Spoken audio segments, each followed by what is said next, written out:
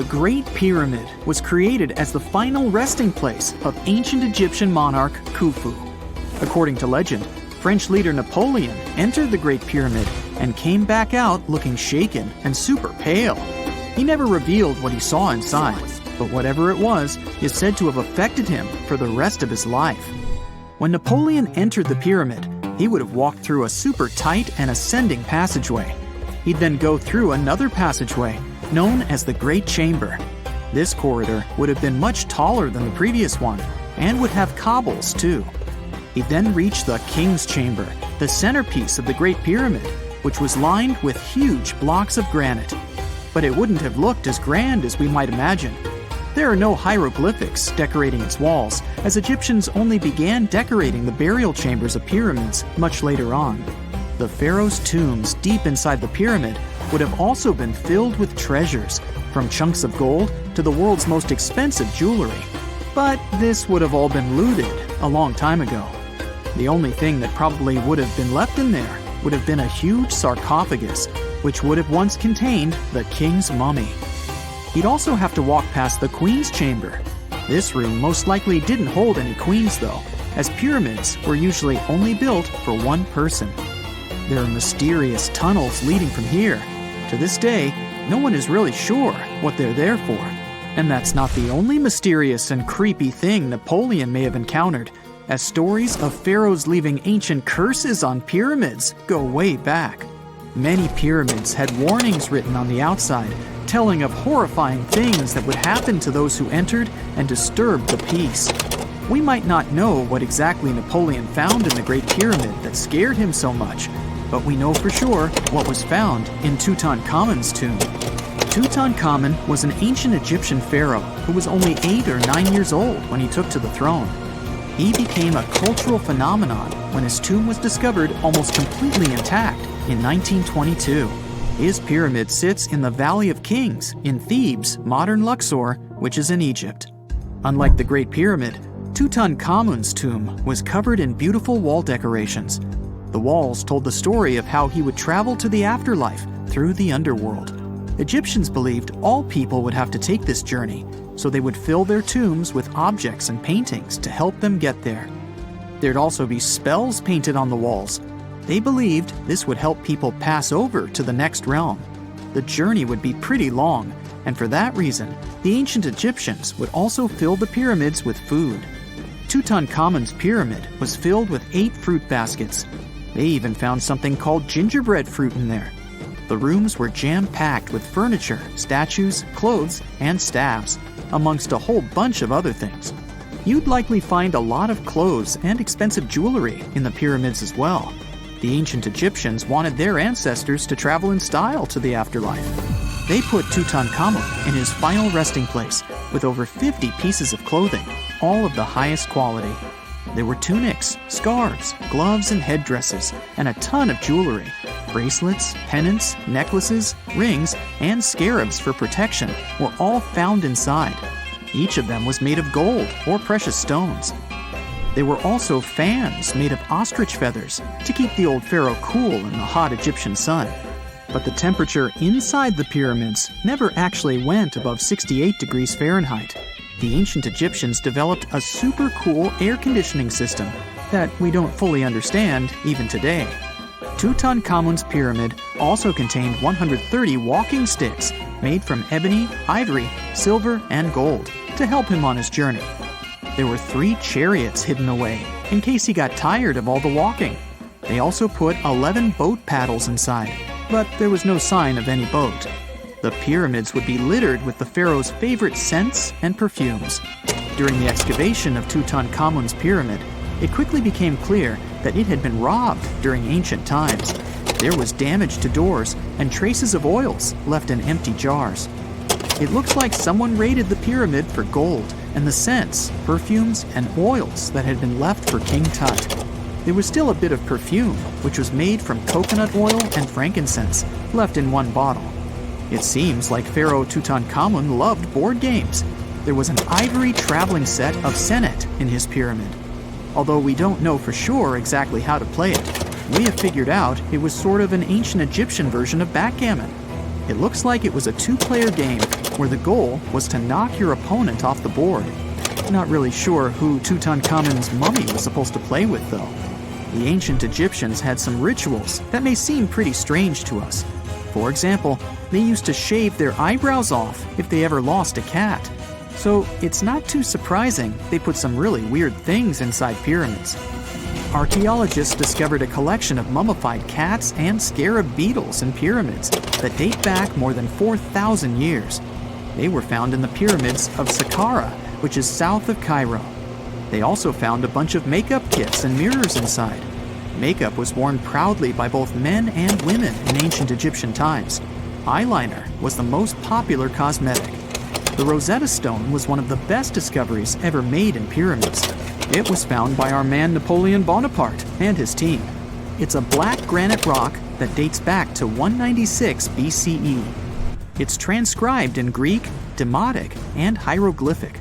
When it was translated in 1822, we got the key to understanding ancient Egyptian hieroglyphics for the very first time.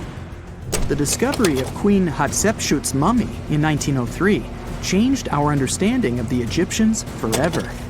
After she had passed away, her successor, Thutmose III, removed most of the evidence of her reign, so we basically knew nothing about Egypt's first great female leader. She's now gone on to become one of the few and most famous female pharaohs of Egypt. Pharaoh Khufu even had a fully fledged boat in his pyramid.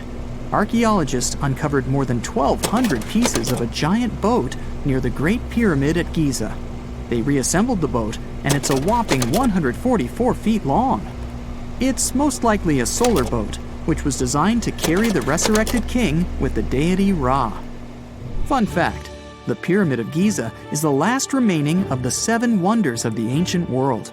The other 6 are the Hanging Gardens, the Colossus, the Temple of Artemis, the Mausoleum, the Lighthouse, and the Statue of Zeus. This pyramid was also the world's tallest man-made structure for 3,800 years, and it's the biggest pyramid in Egypt. It took a staggering 2.3 million blocks of limestone, and some weighed as much as 80 tons. It took an incredible 100,000 laborers and a whopping 23 years to build. Its original height was a mega 480 feet. In 2017, archaeologists discovered something weird about Egypt's Great Pyramid. There's a hidden void that's at least 100 feet long, and no one really knows why it's there or what's actually inside it. The weird void is the first inner structure discovered within the 4,500-year-old pyramid since the 1800s. Scientists used cosmic rays to detect the massive hole, but are still no closer today to finding out what's inside. The ancient Egyptians took a lot of care building the pyramids, and everything was strategically placed and structurally sound, so it's super unlikely that this hole is due to blocks falling over time. Loads of pyramids also contain small model figurines called ushabti. These represented attendants. They believed they would come to life to serve the pharaohs in the afterlife. But it's amazing that all this stuff actually fit inside. There isn't actually a huge amount of space inside the structures. It's mostly just rock. Most people know that pyramids were built as grand tombs for the pharaohs, designed to ensure they had a smooth journey to the afterlife. The Great Pyramid of Giza, for instance, was constructed for the pharaoh Khufu. But what most people don't know is that this whole pyramid building trend started right here with the step pyramid of Djoser about 4,700 years ago. This massive structure was built for Pharaoh Djoser, a ruler from Egypt's 3rd dynasty. It rises 7 layers high above the ground and stands about 200 feet tall. We think of it today as a phenomenal architectural project, but for ancient Egyptians, the step pyramid of Djoser turned out to be more like a massive experiment, a trial run, if you will, to perfect their building skills before they moved on to even more ambitious pyramids. Reaching new heights is super exciting, but the real mystery is what is going on below the ground. In this pyramid's underground labyrinth, there is a network of tunnels stretching about 3.5 miles long, and some researchers believe these tunnels might have been part of a sophisticated water system that could completely change what we think about pyramid construction. Let's talk about this massive complex located in Saqqara. Surrounding the pyramid, there's what's known as a dry moat, a continuous trench that is up to 164 feet wide and almost 2 miles long. It forms a sort of rectangular shape around the pyramid. This trench has an average depth of about 65 feet. Now, if you were to add up all the earth and rock they dug out to create this moat, it would be about 10 times the volume of the step pyramid itself. For the longest time, people just assumed this trench was nothing more than a huge quarry, a place where they dug up stone and clay to build the step pyramid. Makes sense, right? But when you take a closer look, it doesn't add up. The trench is too narrow and deep to be practical for mining, and its layout doesn't match anything we know about ancient Egyptian quarrying methods. Plus, some sections of the trench are actually covered with a rocky ceiling, which would have made it nearly impossible to use as a quarry. Another theory suggests that the dry moat had some kind of spiritual significance. Maybe it was a sacred place, where souls of nobles gathered to serve the late king in the afterlife. There are even niches in the walls that work as a hint at this spiritual function. But most researchers believe that this purpose likely developed much later, long after the complex was built for Djoser. So what was the moat really designed for? In 2020, a researcher came up with a pretty intriguing idea. It is possible that this trench was actually designed to collect and manage water, especially after heavy rainfalls. Now, that makes sense when you consider the location.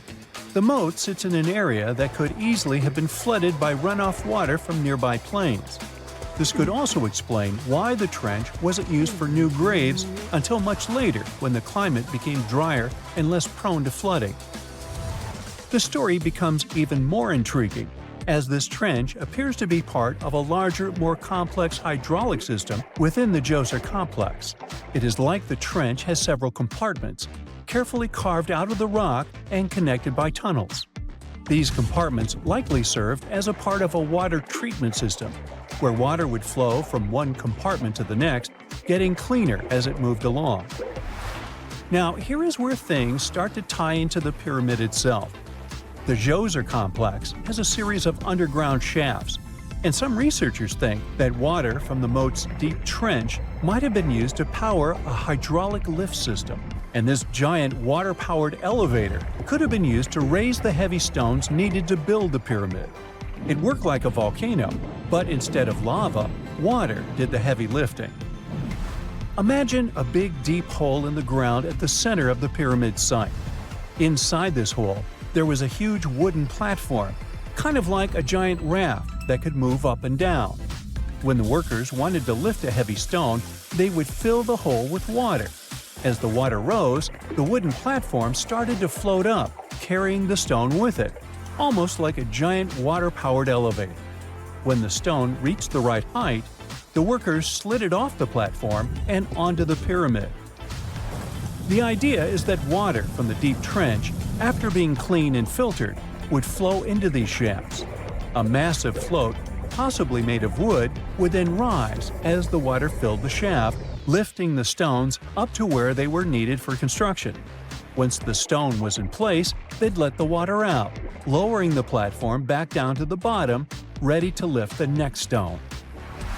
This fancy hydraulic lift system could have been a game changer, making the whole building process a lot faster and more efficient without using a lot of workforce. It is like the ancient Egyptians were already embracing the whole idea of work smarter, not harder. But of course, not everyone is on board with this theory. Some experts argue that the area where the step pyramid of Djoser was built couldn't have held enough water from occasional rains to maintain such a fancy hydraulic system. The main theory suggests that, in the past, there might have been some kind of lake nearby that would have filled up after a period of rain, and this lake could have supplied water to the complex's hydraulic system.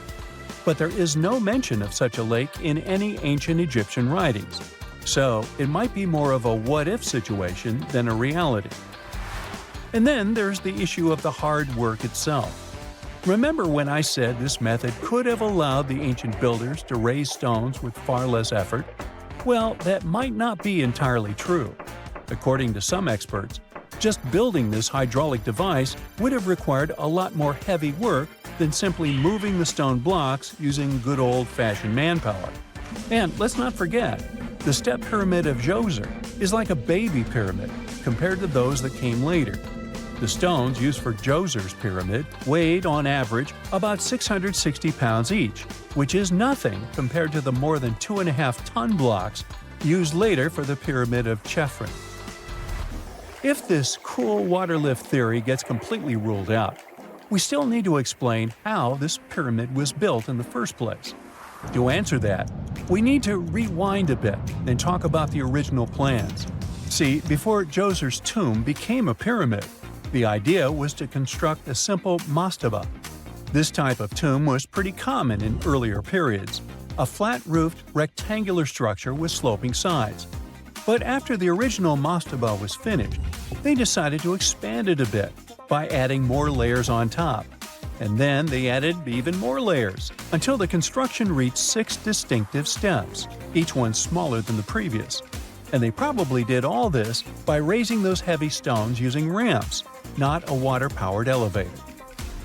There is still so much we don't know about the step pyramid of Djoser. More research is definitely needed to fully understand how this system worked, or if it even existed at all. But the idea of using water to help build the pyramid adds a whole new layer to our understanding of ancient Egyptian engineering. It's a powerful reminder of just how clever and resourceful those builders were, using the natural landscape and the power of water to create one of the most iconic monuments in history. A gruesome discovery took place in Egypt some years ago. You want to hear about it? 16 human hands, carefully buried in 4 eerie pits. They didn't look too much like human hands at first, since they were abnormally large, but they were. Weirdly, there were only right hands. No left hands were in sight. It turned out that it points to the practice of an ancient dark ritual. Old Egyptian art and tales talked of a ceremony where warriors would present the right hand of their adversaries as proof of victory and ask for gold in return. Egyptians believed in the afterlife, so cutting off someone's hand meant you cut off their power eternally. Guaranteeing this type of defeat was interesting to the winning party. Here, the fight was between Egyptians versus Hyksos, who lived in what was once known as Canaan. Egypt has always been the center of some history-changing findings, and some time ago, this papyrus was found. If we stretched it open, it would be just a tad bigger than the height of a skyscraper. The world's tiniest skyscraper, which is located in Wichita Falls, Texas. When humans didn't write on their notes app, they wrote on this thing, made from the medulla of a papyrus plant.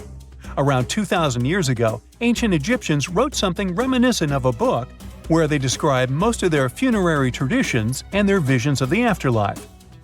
It's considered one of the most important texts from ancient Egypt and is still sold in bookstores to this day. This ancient manuscript was unearthed from a chamber located just south of the Pyramid of Djoser, located in Saqqara.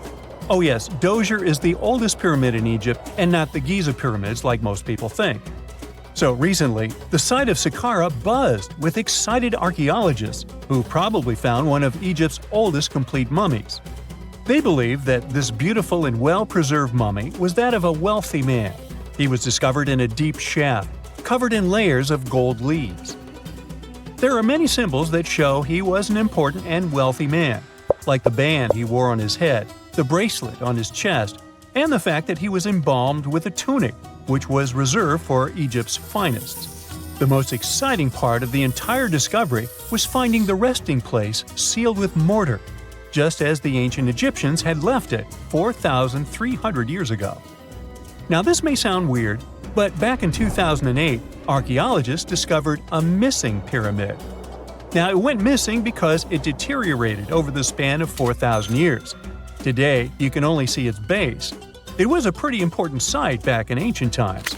It is said that around the area of the pyramid, the ancients hosted a special type of ceremony where high priests would carry mummified remains of sacred bulls. Now here's a fun fact. Ancient Egyptians believed that Apis bulls were earthly incarnations of the city deity of Memphis and was connected to rites of fertility. It wasn't just any Apis bull, though.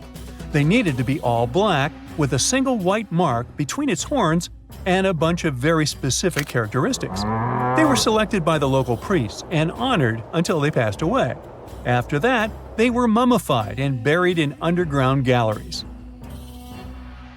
Meanwhile, this missing pyramid sort of disappeared around the 1800s. It was a German archaeologist who first found it in the village of Saqqara. He called it the Headless Pyramid when he first found it. But then, years after the official discovery, the desert sand came along and covered the whole thing. There were some excavations between the 19th and 20th centuries, but they weren't too systematic. That's why scientists were so thrilled when they dug an entire pyramid's base after removing the 25-foot mound of sand that was covering it.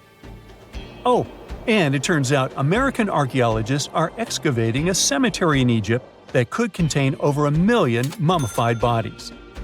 So far, archaeologists have dug around 1,700 mummies. One of the main differences from other classic Egyptian mummies is that these people weren't kings and pharaohs. They were commoners that most likely lived about 1,500 years ago, when Egypt was controlled by the Roman and Byzantine empires. The name of the cemetery is cool, though, the Way of the Water Buffalo, just in case you want to check it out on your next trip. Other than bulls and buffaloes, ancient Egyptians also liked baboons. Are you seeing a pattern here? In the beginning of the 20th century, archaeologists discovered a site filled with mummified baboons in a place called, guess what? The Valley of Monkeys. An animal wouldn't have been mummified if it wasn't considered important. Certain animals were more important than others, since they were linked to specific deities. Jackals were connected to Anubis, the ancient god of the afterlife, and cats were likened to the female deity Bastet. Baboons were a pretty big deal, since they were believed to be connected to Thoth, the deity of wisdom and advisor to Ra, one of Egypt's supreme deities. The archaeologists who studied these animals weren't too happy. They think these baboons were kept inside and were deprived of sunlight for most of their lives. They had extreme vitamin D deficiencies and they were poorly fed. Maybe Thoth got angry with these baboon keepers. Just a guess. Since there's never a boring day for archaeologists in Egypt, they also found human mummies with golden tongues. Since Egyptians were all about the afterlife, they believed that golden tongues might help a person speak once they pass to the other side. I mean, it's a long shot, but hey, why not?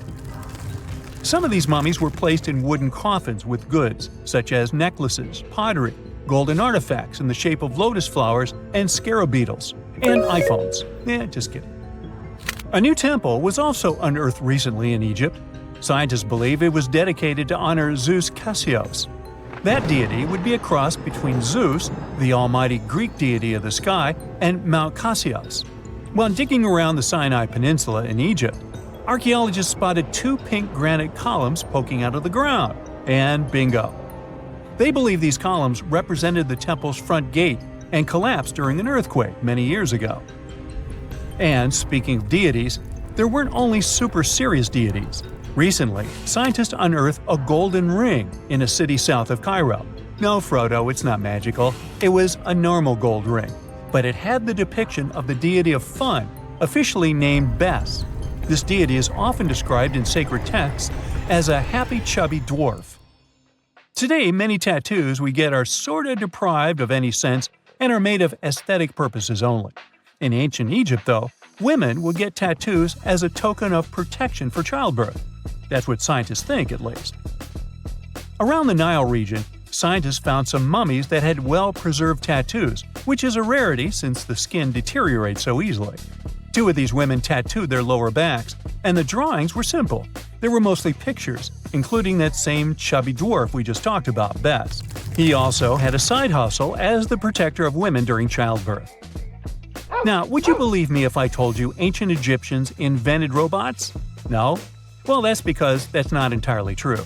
Sure, they were astronomers, mathematicians, and engineers, and somehow they also squeezed an eccentric invention into that package. An automated deity some scientists called Hathor. This wooden statue had been in the Metropolitan Museum of Art for years before someone noticed its secret. With the help of an X-ray machine, specialists discovered a mechanical operating system inside it. The pulley-like axis goes from the statue's shoulder to her left leg. When the system rotates, the statue raises and lowers her hand. Hey, pick me! Pick me! I got my hand up here. What is a boat doing in the middle of a desert? You would expect to find a seagoing vessel closer to shore. This is the question archaeologists had been asking for decades. In 1988, there was a storm near one of the most important archaeological sites in ancient Egypt. A wooden structure emerged from the sand. It was hollowed out by termites. Scientists were determined to solve its mystery. In 2000, they began excavating the site near Abydos, Ubidos. An American team of experts soon discovered a boat that was 70 feet long, and it wasn't alone. In total, there were 14 boats neatly resting next to each other. It was impossible to completely dig out the boats because of their poor condition. Luckily, the wood was preserved enough to get a sample. Analyses revealed that the boats were around 5,000 years old, the oldest fleet in human history to this date. The time of their construction predates the pyramids at Giza by half a millennium. Each ship of the fleet rested in a vault that matched its dimensions. The room was roughly a third of the size of a tennis court. It had mud brick walls that featured more than 120 drawings of boats. Ancient Egyptians incised them on whitewashed walls that were excellently preserved. Scientists have known about these mysterious chambers for well over a century. 1901, 1902. A British archaeologist, Arthur Weigel, stumbled upon a strange structure west of the River Nile. His team caught a glimpse of the interior walls. Sadly, a section of the roof collapsed, so they had to call off further exploration. Researchers abandoned the site, but its location remained on the maps. The boat's position first led scientists to think that they rested on a bank of the mighty Nile. But there was a problem with this theory. Today, the river flows almost 7 miles west of Abydos. Further studies of the surrounding terrain showed the Nile didn't change its course throughout history. Also, if the boats floated near a dock, they would be in unstable positions. The 14 vessels at Abydos were perfectly parallel to each other. There was only one conclusion possible. Someone had deliberately placed them like that. They must have gone through a lot of effort. Each boat had enough room for up to 30 rowers. These vessels could really float. They weren't models, but scholars still don't know if they actually sailed any body of water in ancient Egypt. This doesn't diminish the importance of the find. Previously, archaeologists found only small-scale models. In King Tut's tomb alone, there were 35 boat models. For a long time, these figurines were the only clues as to how ancient Egyptian vessels looked like. The boat's design confirms that they were the real deal. They are the earliest surviving examples of something called built boats. Ancient people constructed primitive vessels by hollowing out large tree trunks. The alternative was reed that was tied together to form a raft. The boats at Abydos had planks tied together. This was a major breakthrough in shipbuilding.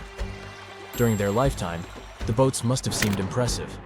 Timber was a valuable commodity at the time. There was no wood in the desert. Cedar had to be imported from Lebanon. The only person who could afford such luxury was the pharaoh. Studying the area around the ancient fleet provided more answers. Scientists discovered a mud brick structure where Egyptians worshipped the pharaoh. Its approximate date of construction matches that of the wooden boats. The same bricks out of which this building was made were used to encase the fleet. At the time of their construction, the rooms they were stored in had a ceiling. That's the section that archaeologists stumbled upon in the early 20th century. Just like mummies and coffins, these marvelous ships rested inside splendid vaults. The exterior of these rooms was also impressive. The outer walls originally had a plaster of white limestone. It reflected sunlight. In the desert sun, the structure housing the boats must have shone from miles away. Ancient Egyptian builders used the same technique to cover the pyramids 500 years later. Today, their surface looks jagged, but it wasn't always like this. When they were constructed, the pyramids had a top layer of fine white limestone. Their surface was smooth and it gleamed in the sunlight. Instead of stairs, the outer layer of the pyramids was more of a sleek ramp. Archaeologists were left with one final question. Which pharaoh owned the fleet? The answer lay just a mile from the site. This is where the tomb of a pharaoh from the 5th dynasty rested, King Senwosret III. Its time and style of construction matched the ones of the chambers with boats. The very end of his rule might explain how the boats ended up in the middle of the desert. The pharaoh probably passed away in northern Egypt, Then his body was transported down the Nile to Abydos in a marvelous procession of decorated boats. The vessels were later lowered to chambers near the final resting place of their owner. This had a symbolic meaning. In the ancient Egyptians' belief system, ships played a key role. Their supreme deity was Ra. He traveled through the sky during the day in the form of the sun. At nighttime, he sailed through the netherworld in a solar boat. The pharaoh identified himself with Ra. That's why he needed boats in the afterlife. That was the only way to regenerate himself. Just as the sun rises every day above the horizon. This belief existed for thousands of years. The more famous pharaoh Khufu also had a ship. Scientists found it in 1954 next to his pyramid at Giza. It is some 4 centuries younger than the fleet at Abydos. But Khufu's ship was almost 2 times longer. The Great Pyramid of Giza and King Tut's tomb are some of the most famous archaeological finds in Egypt. But there are many more secrets hiding beneath the endless sands of the Sahara Desert. Recently, 2020, archaeologists found a lost city there. They have labeled it as the most important discovery since King Tut's tomb, 1922. The city of Aten is some 3,000 years old. Historians hope it will give them a unique insight into the everyday life of ancient Egyptians. The famous archaeologist and Egyptologist Zahi Hawass proclaimed the site a lost golden city. Aten sits some 300 miles south of Egypt's capital, Cairo. It is close to the famous Valley of the Kings. Archaeologists first found sections of mud brick walls that spread out in all directions. They discovered complete rooms with tools of everyday life inside. The research team unearthed a bakery, a residential neighborhood, and an administrative district. They all date back to the time when the Egyptian civilization was the wealthiest in its long history. They were also the first to make objects from iron. In 1911, scientists found a set of iron beads near a village in Lower Egypt, El Girza. These are the earliest known iron artifacts. The discovery is literally out of this world. Ancient people made them by beating into shape a piece of a meteorite. The 9 beads were once part of an ornate necklace. They are now blackened and corroded, which is perfectly normal for a piece of jewelry that is over 5,000 years old. They consist of an iron-nickel alloy. Researchers were impressed by the skill of ancient jewelers who processed the beads. Their craftsmanship is more impressive when you think that they didn't know the stellar origins of the material. The Great Pyramid of Giza also has a remarkable feature. An international research group investigated the electromagnetic response of the structure to radio waves. They found that the pyramid has the ability to concentrate electromagnetic energy inside it. This occurred inside its chambers as well as under the pyramid's base. It contains an underground, unfinished chamber. It seems that the electromagnetic response is connected with the properties of limestone, the Great Pyramid's main building material. The research results might have a practical application. The way solar cells and nanosensors function could be improved by this remarkable find. It's 1898, and you're taking part in excavations in Saqqara. This place, not far away from Cairo, is full of ancient tombs and pyramids. You're in your Indiana Jones mood and hope to find something really phenomenal to become famous. Gold, manuscripts, treasure maps, mummies of famous pharaohs. Wait, a wooden bird? You're really disappointed as it looks like a regular toy. An old one, but still. Little do you know that years later, someone would propose that your bird was actually an ancient monoplane. So the artifact, nicknamed the Saqqara bird, is made of a sycamore tree. The birdie has a wingspan of just 7 inches and weighs around 40 grams. A perfect original souvenir from Egypt, I would say. It's over 2,000 years old and looks pretty plain, without any carvings of feathers or other intricate ornaments. It has a beak and eyes, though, which makes our find look like a hawk, the emblem of the deity Horus.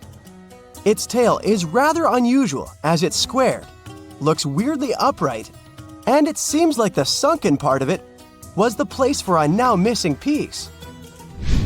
Humans love solving a good mystery, so there have been several attempts to explain the use of the birdie. First, quite simply, is that it was a ceremonial object. The second idea is that it was a toy for a child from some well-off family. It could have been some sort of boomerang, which was a popular concept in ancient Egypt. Then there was a theory that the bird had been used as a weather vane. But this one has been debunked as the figure doesn't have any holes or markings, except for the one made at the museum in Cairo to fix the exhibit on a stick. So there was no way to hang it in the past. Almost a century after the bird was found, Egyptologist Dr. Khalil Masiha proposed a new theory that it could have been a model of a monoplane. He believed the bird was missing a horizontal tailplane. Otherwise, it had its wings set at a right angle, similar to that of modern planes. It could have worked to generate the aerodynamic lift necessary for flights. Dr. Masiha also claimed that it was common at that time to place miniature models of technological inventions in tombs. So, did the ancient Egyptians really invent the plane in 200 BCE? That would make the Wright brothers, who are considered the inventors of aviation, really upset. They made one of their first flights only in 1903. There's just one way to know for sure, and that is to test the model. But you know, the ancient museum in Cairo would unlikely let one of their cherished exhibits fly around like a toy. That's why glider designer Martin Gregory built a similar model, this time of balsa wood, and concluded that even with the missing tailplane, the plane wasn't much of a flyer. Case solved? Not really. This didn't sound convincing enough to the History Channel, so they invited an aerodynamics expert to build another replica of the bird. He tested it in weather conditions similar to those in Egypt and was impressed with the little plane's abilities. So, if they did invent the prototype of a plane back in the times of pharaohs, it would be a good example of an oupart. That's an out-of-place artifact, an object that's way ahead of its time in terms of technology or history. And the Saqqara bird isn't the only example of such a revolutionary concept. In 1901, a group of divers retrieved the Antikythera mechanism from an underwater shipwreck near the Greek island of Antikythera. It's been dubbed the world's first analog computer, and it's currently dated around 100 BCE. The bronze mechanism could tell the position of the sun, moon, planets, and stars, as well as the lunar phase, the dates of upcoming solar eclipses, and even the speed at which the moon moves through the sky. No one's sure who used it and how or where it was made. But it's obvious that it's extremely precise and way too advanced for its time. The first flushing toilets in the world were invented in the middle of the 20th century. Just kidding. The ancient Minoans on the Mediterranean island of Crete and the Indus Valley civilization both came up with this brilliant invention at the same time, around 4,000 years ago. The plumbing and sanitation were so well done that no one managed to design anything better until 2,000 years later. One ancient Minoan lavatory was discovered at the Palace of Knossos. It looks like it had a wooden seat set over a tunnel that directed water from a rooftop reservoir to an underground sewer. Other varieties got water from jugs. Only the super rich people could afford all this glory. So if you wanted to shop for real estate back then, the flushing toilet would be a telltale sign you were in the rich neighborhood. Automated doors became a cool, seemingly new invention back in 1931. But the technology behind them is actually much older. Think the 1st century CE old.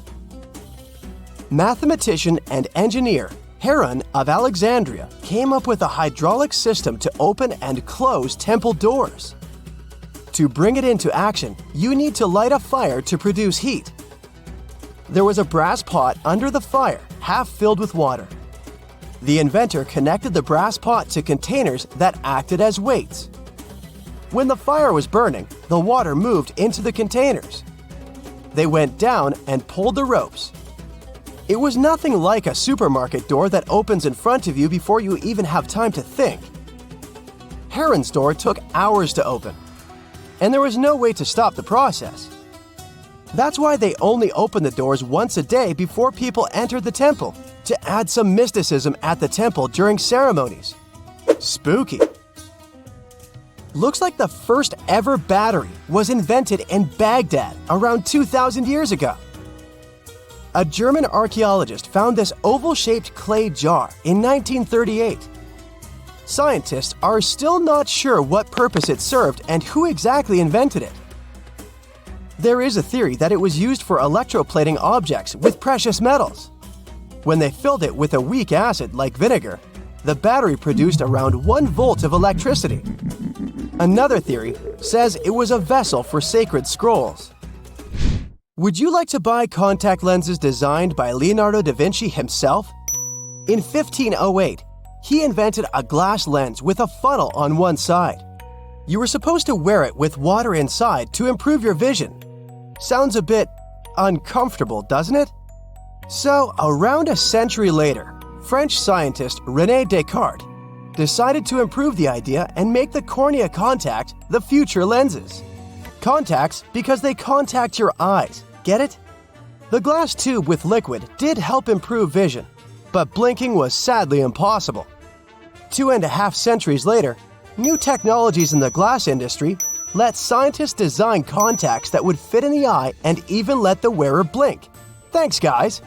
Still, those lenses were made of heavy blown glass and didn't let the eye breathe. About 50 years later, contacts became plastic, lightweight, unbreakable, and scratch-resistant, but still covering the entire eye. And then, in 1948, an English optical technician accidentally sanded down a plastic lens and figured out they'd still be in place even if they covered only the cornea. Imagine you're living in 19th century London and need to send a message to New York. It would have taken about 10 days to get there by ship. So when delivery time went from days to hours in 1858, it was a true sensation. The first message was sent by Queen Victoria herself. It was all made possible thanks to the transatlantic telegraph cable, running under the ocean. Sadly, the new cool invention only lasted a few weeks. It took years to bring it back to life. The story goes that 2 Mayan twin boys loved to play ball. Sure, they were really good at it, but they also made a lot of noise when playing. The lords of the underworld soon became bothered by the sound and summoned the 2 boys to the underworld, a place the Mayans called Xibalba. As soon as the boys reached their gloomy destination, the lords of the underworld began putting them through a series of tests. Soon enough, the inexperienced twin boys failed the tests and lost their lives. But this was not in vain. This sad event resulted in the appearance of a beautiful fruit tree. Soon enough, a young woman saw a beautiful fruit on this tree and reached up to pick it. Legend has it that soon after that, she gave birth to another set of twin boys named Hunahpu and Xibalba. Just like their ancestors, these twins were great ball players, but they were equally as loud, and the lords of the underworld became annoyed again. They decided to ask this pair of twins to come to play a game in the underworld, hoping to get rid of them too. When the twins arrived, the Lord sent them through a number of frightening places. The first one was the House of Gloom, which was very dark. They then passed through the House of Knives, where they had to avoid getting injured. The twins then built a fire in the House of Cold, so that they didn't freeze, and ran through the House of Jaguars, where they tricked the animals into not eating them. Finally, they entered the House of Bats, where they seemed to have lost their luck. One of the bats managed to run off with Hunahpu's head. The lords then challenged the twins to play ball with them, but the boys were clearly at a disadvantage. Xibalba placed a turtle on Hunahpu's shoulders to make up for his lost head, and they began playing. As the lords became distracted by an animal near the court, Xibalba stole his brother's head and placed it back in its place. Much to the annoyance of the lords, the twins were now able to tie the game. Hunahpu and Xibalba continued to perform a series of tricks for the lords of the underworld.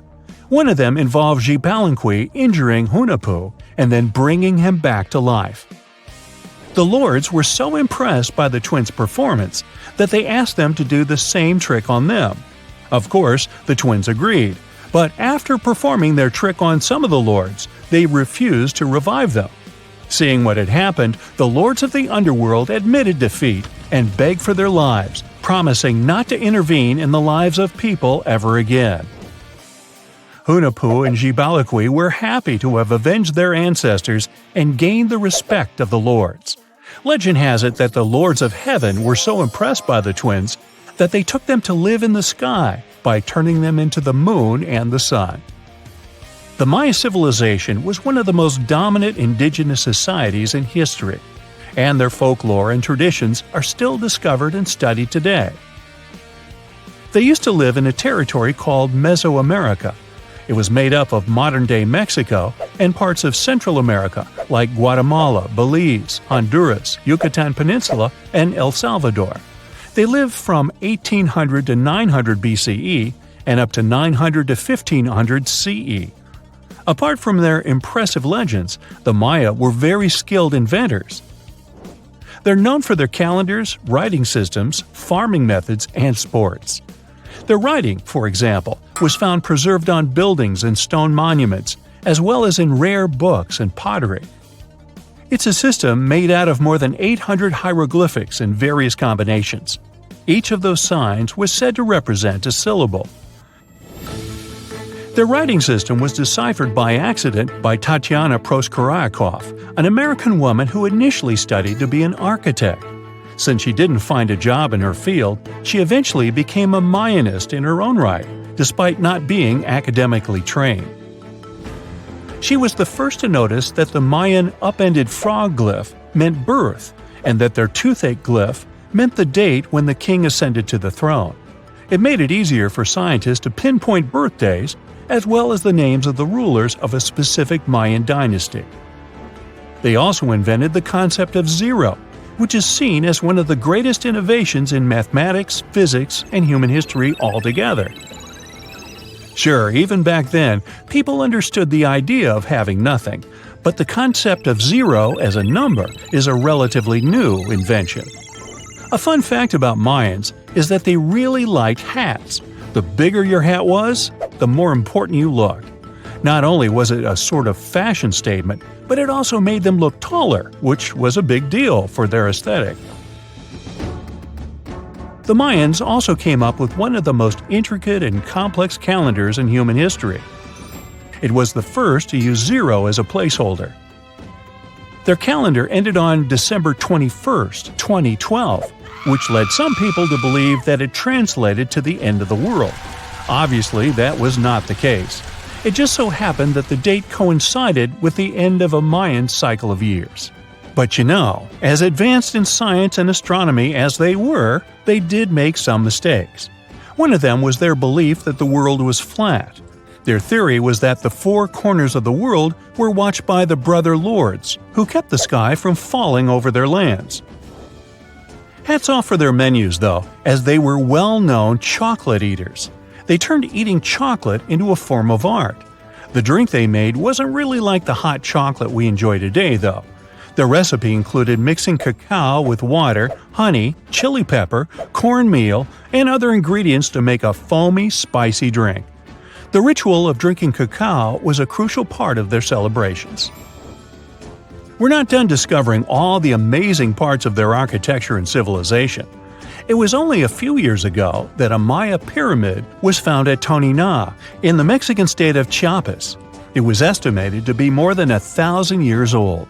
The reason why it escaped archaeologists for so long was that it lay hidden under what was believed to be a natural hill.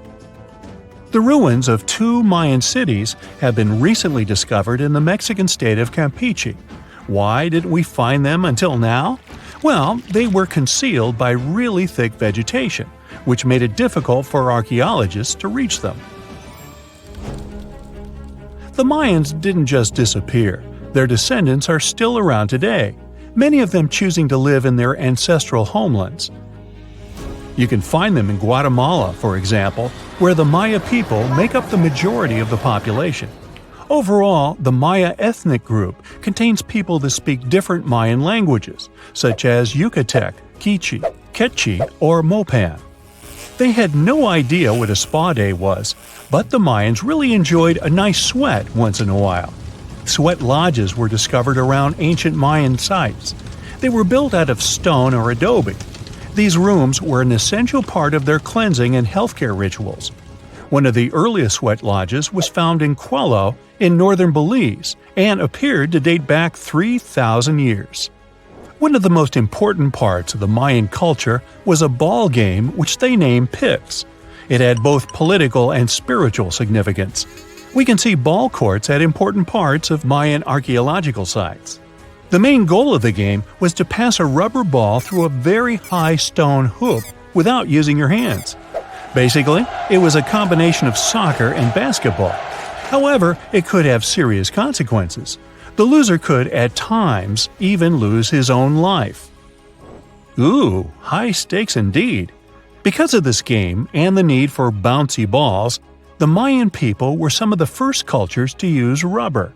They made it using natural latex.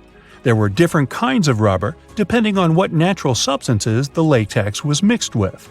And that, my friend, is the way the ball bounces. Sorry, but you know me, I just couldn't resist. X-rays are a type of invisible radiation that can pass through our bodies and objects. They're very important in the field of medicine because they allow doctors to see inside our bodies without having to perform surgery. Now, let's dive into how X-rays work. They're a kind of electromagnetic radiation, just like light or radio waves. However, they have much higher energy than light, which makes them able to go through objects that light cannot. Imagine you have a powerful flashlight. If you try to shine it through a wall, the light won't go through because the wall is too thick. But these rays have enough energy to go through walls and even our bodies. The discovery of X-rays happened by accident in the late 19th century. A scientist was experimenting with cathode rays, which are a type of radiation. He was working in his lab and noticed that a nearby fluorescent screen started to glow, even though it was not directly exposed to the cathode rays. He realized that something invisible was causing the fluorescence, and he named it X-ray, because X is the mathematical symbol for something unknown. He continued experimenting with such rays and discovered that they could pass through many objects, like flesh and bones, but not through denser materials like metal. He also found that X-rays could create images on photographic plates, just like a camera takes pictures. The way this works is quite fascinating. Imagine you're standing in front of a bright light and you hold your hand in front of your face. Your hand blocks the light and you can't see through it. But if you place a sheet of tissue paper in front of your hand, some light will pass through, and you'll be able to see the outline of your hand. X-rays work in a similar way. When a doctor wants to take an X-ray of a part of your body, they will ask you to stand or lie down next to a machine. This device has a special plate that can capture the image. Let's say the doctor wants to further examine your arm. They will place the X-ray plate on one side of your arm and the machine on the other side. Then, the machine will produce a controlled burst of X-rays that pass through your arm. Remember how we talked about the tissue paper allowing some light to pass through? Well, in this case, some of those X-rays will go through your arm, while others will be absorbed or blocked by the denser parts of your body, like bones. The plate captures the X-rays that pass through your arm, and it creates an image. This image shows the bones and other structures inside your body, allowing the doctor to see if there are any problems or injuries. Now, you might be wondering why X-rays can pass through some things but not others. It has to do with the density and composition of the objects. Denser materials like bones absorb more X-rays, so they appear white in the image. So when you look at the result, you'll see your bones as white shapes. Other tissues like muscles and organs are less dense and allow some of those rays to pass through, so they appear as gray shadows. What if I told you there's a whole new way you can peek inside objects, but without using X-rays? I'm not talking about magic powers. Take a comfortable seat while I explain what mugography is. This fascinating scientific technique allows us to see inside objects and even beneath the Earth's surface using a special type of particle called a muon. These elementary particles are very similar to electrons, but they're much heavier. They are created high up in the Earth's atmosphere when cosmic rays, which are particles coming from space, collide with the air molecules. Now, muons are special because they can pierce through different materials. They can pass through rock, soil, and even buildings. Scientists realized this potential back in the 1950s when they were studying cosmic rays and noticed that some of the particles could pass through thick materials. The first muography experiments took place in the 60s. Specialists discovered that muons can be detected using special devices called muon detectors. These detectors are usually placed underground or in specially designed laboratories to shield them from other particles and background radiation. Now let's dive into how muography actually works. Imagine you have a large object, like a pyramid, a mountain, or even an ancient statue, and you want to see what's inside without damaging it.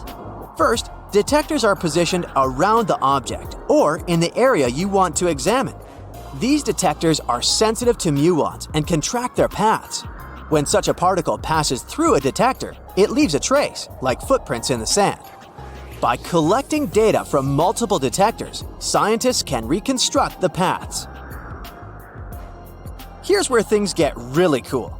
The Earth's atmosphere acts like a natural filter for muons. It turns out that the more massive an object is, the more particles it will block. So, if you have a large, dense object like a mountain, fewer muons will pass through it compared to a smaller, less dense object, like an empty box. This difference in the number of particles that reach the detectors can give us clues about what's inside the objects. Scientists use computer algorithms and mathematical techniques to analyze the data and create images. These images represent the density distribution of the object being studied. It's like creating a map that shows where the densest areas are and where there's gaps inside the object. The concept of muography is similar to using shadows to understand the shape and size of an object. Imagine you're standing in front of a bright light and you place your hand between the light source and a wall. You'll see a shadow of your hand on the wall. Based on the shape and size of the shadow, you can get an idea of what your hand looks like, even though you can't see it directly. This technique has been used to study various objects and structures. For example, scientists have used it to explore the inside of volcanoes and pyramids, and even to investigate the structure of mountains and the Earth's crust. With the help of this amazing technique, scientists have now uncovered new information about the Great Pyramid of Giza. They discovered something that had eluded tomb raiders for centuries. They found a hidden chamber. And guess what they named it? The Big Void. Yeah, I know, not the most creative name. They even used 3 different muon detection techniques just to be super sure that it was indeed a big, mysterious void inside the grandest pyramid of them all. Once news got out about this mind-boggling discovery, Egyptian authorities couldn't resist the temptation to explore further. So, they brought in an endoscope camera to confirm the existence of this epic void. So, they inserted a camera through one of the openings underneath the entrance, and voila! It revealed a corridor. More so, the corridor had a chevron ceiling. I can't help but imagine the ancient Egyptians using it as a cool dance floor. Another team of scientists decided to take another shot at scanning this newfound void. According to them, the Great Pyramid of Giza is a pioneer in the pyramid game. It used a technique called chevron to cover internal structures and keep them from collapsing. Now, why did the ancient Egyptians build this corridor and the grand void it leads to? One theory suggests that the corridor was built to relieve pressure inside the pyramid. Another theory says that the void could be a result of the pyramid's construction process. It could have been an internal ramp used to move roof blocks into position, and then it was left there or filled loosely with rubble. According to other enthusiastic explorers, there might be another burial chamber waiting to be discovered. They believe that the pyramids were built with a dash of randomness in the construction process.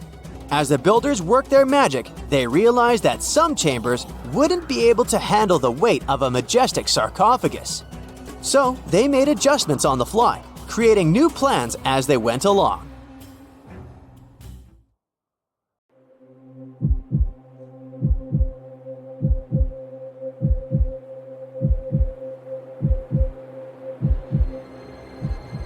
Leave it to people wandering on Google Earth to stumble upon the world's newest and weirdest places ever. Like this mysterious pyramid discovered in Antarctica. Soon enough, the internet blew up with all sorts of theories regarding this unusual shape. Could it be a sign from a different life form? Is this pyramid indeed natural, or is it man-made? For starters, it's not the first time we've discovered a pyramid in the Antarctic. The first one was observed by the British Antarctic expedition in the 1910s and kept secret for a long time. Its discovery being kept hidden only added to the mystery. A second such structure was discovered in 2016, which further increased the interest in the matter. The mystery was soon enough deciphered by scientists. These formations are just mountains. They're located near the Ellsworth Mountains, a range over 250 miles long, so they're just mountain peaks that have broken through the ice sheet. As for their particular shape, it's just a coincidence. Pyramids are found throughout nature. The Matterhorn in the Alps and Mount Ballenstinder in Iceland, for example, are quite similar in terms of shape. As for the official name of these peaks, they're called nunataks, or peaks of rock peeking through a glacier or an ice sheet. Antarctica has way more incredible features, like the fact that it's home of 60 to 90% of the world's fresh water. That's because its ice sheet is the biggest on our planet, stretching across 5.4 million square miles. I'll spare you the calculations, but that leaves only 1% of the continent ice-free. Antarctica's ice reaches 2.7 miles thick at its deepest point, meaning half the height of Mount Everest. Should it ever melt completely, our sea levels would rise to roughly 200 feet. It wasn't always this cold, though. At some point in our planet's history, Antarctica had some average temperatures as the city of Melbourne has today. It took a lot of research, but scientists figured out that Antarctica's temperatures could have reached up to 62.6 degrees Fahrenheit. Sure, that was 40 to 50 million years ago, but if you think about it, it was at the same time when dinosaurs roamed our Earth. Time is also different on this icy continent. All the lines of longitude that help us calculate different time zones merge into a single point at the South Pole. Here, there are 6 months of daylight in the summer, followed by 6 months of complete darkness during the colder season. So, scientists working here stay, on average, in the same time zone they've come from.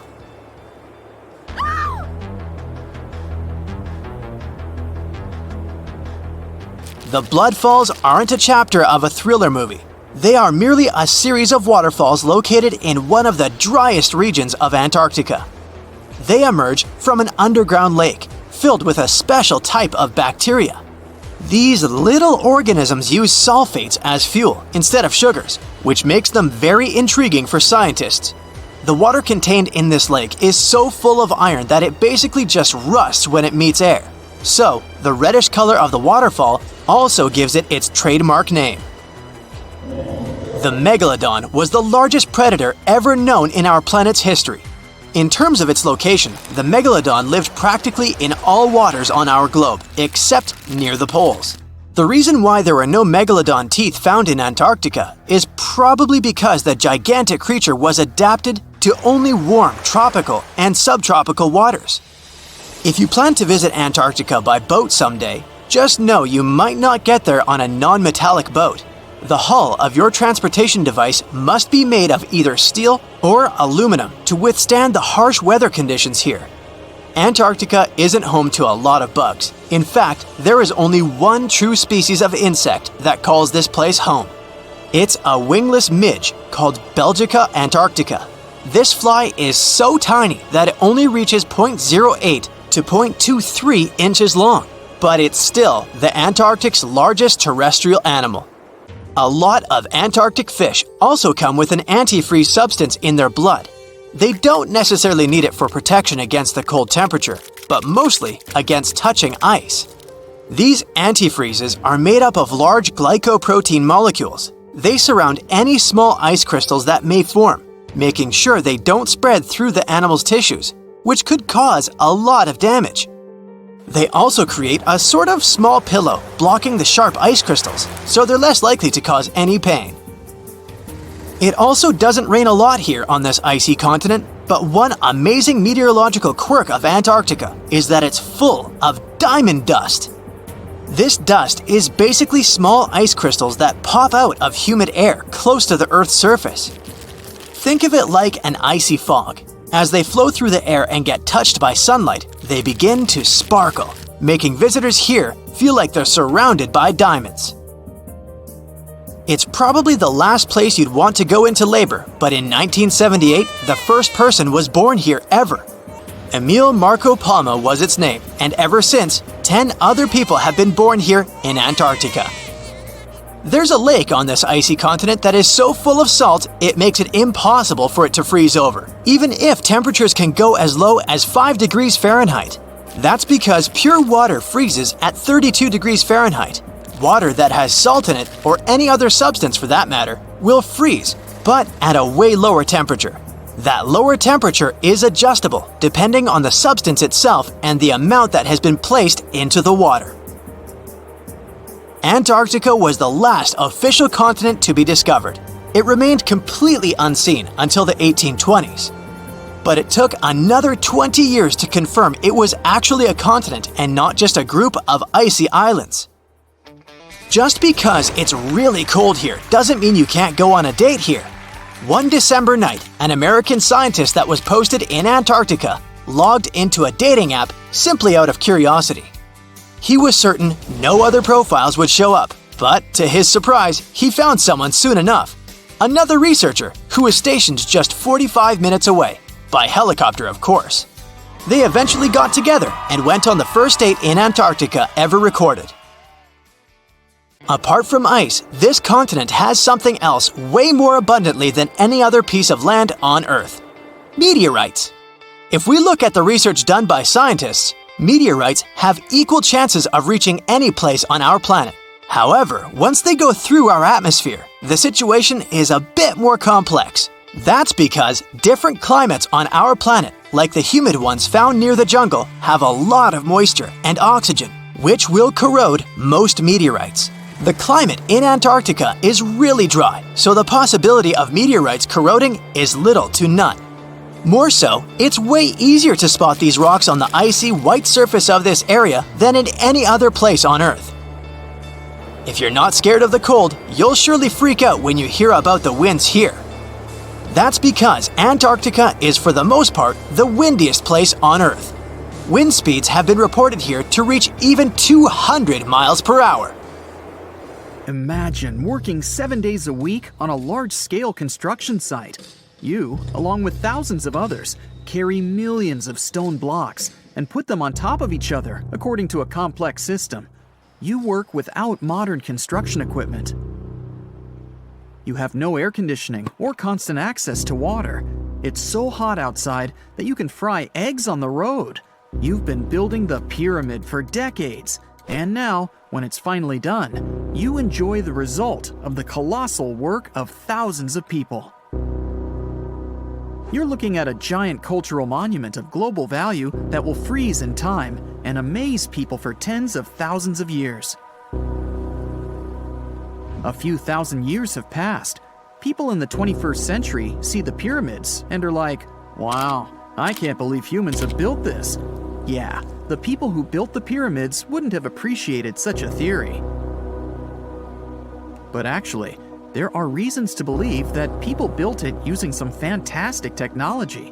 From the outside, it seems the Great Pyramids are just big triangles of stone. People just put some heavy blocks on top of each other, and that's it. In fact, the design seems too perfect to be true. The pyramid consists of more than 2 million blocks. They lay so close to each other and are so even that you couldn't squeeze even a thin sheet of paper between them. Scientists still can't figure out the exact technology for building the Egyptian pyramids. One of the biggest and most famous is the Great Pyramid of Giza. This huge construction, well known all over the world, has one big secret. There should be a capstone on top of the pyramid. It's a triangular-shaped stone block, a small pyramid on top of a huge one. It's also called a pyramidion. The builders of ancient Egypt made it out of granite and limestone and covered it with gold. No records or old drawings prove that there was a pyramidion at the top of the Great Pyramid of Giza. But there's another ancient Egyptian structure with such a triangle, the Red Pyramid. It was built before the Great One, and its capstone has survived to this day. Archaeologists have found and reconstructed it. But where could the capstone of the Great Pyramid be? It's a mystery that still has no answer. Some are sure that some thieves have stolen it from the top. Maybe they just climbed up and pushed the pyramidion down. It makes perfect sense. The capstone was probably the most valuable element of the pyramid. Many scientists and archaeologists still don't know its exact purpose. Some believe that this peak covered with gold glorified the pharaohs. The capstone reflected moonlight at night and illuminated the entire space around it. During the day, the capstone reflected sunlight with its shiny surface. You could have noticed it from afar. The top of the pyramid was a kind of guiding star for lost travelers. All other stone blocks of the pyramid consist of limestone. People polish them to make them look shiny. In the past, they were even glowing and reflected light. You could see glowing pyramids from space, although they looked like tiny lights. Over thousands of years, winds, sandstorms, and rains have changed the pyramid's appearance. If people had taken care of them all this time, they would have looked like something out of science fiction movies, or the pyramids from Las Vegas. But unfortunately, we will never see their original appearance. Some archaeologists and scientists believe that the capstone could absorb the sun's energy and distribute it evenly throughout the pyramid. No one knows precisely why the Egyptians needed this technology. There's a theory the pyramids are ancient energy systems. The pharaohs applied this energy to use some unique technologies that were more advanced than all the achievements of the 21st century. And the triangular shape of the pyramids was ideal for boosting this electromagnetic energy. In theory, solar radiation, or electromagnetic forces, accumulated at the top of the pyramid, filled the inner rooms, and then went down the walls to the base. Any surface distortion could prevent the flow from spreading, so they had to create a perfectly smooth surface. That's why they installed the blocks so that nobody could squeeze a needle or razor blade between them. Many people believe in this theory because they built the pyramids from limestone. This material can hold energy inside itself. In the inner part, they created granite deposits to cause air ionization, that is, to create an electric charge. They also dug channels under the pyramid for water to transmit electricity. And at the top, they put a gold capstone, the best conductor of electricity. So, this is how you get a great power generator. Different cultures used similar technologies to create electricity all over the world. But these are all theories. If it had been working, humanity would have used these technologies today. There are mentions of the metal industry, chemistry, engineering, physics, mathematics, and astronomy in some ancient records. Most scientists don't believe in all these things. We know the detailed stages of the technology's development in different cultures. In the 21st century, scientists, historians, and anthropologists can track the evolution of all modern devices. If people had created some technological inventions in ancient times, the history of the world would have looked different.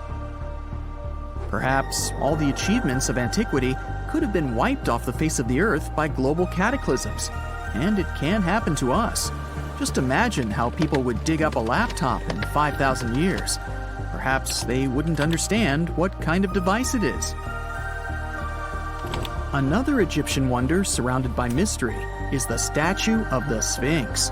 The Egyptians carved it out of a single massive piece of limestone about 4.5 thousand years ago.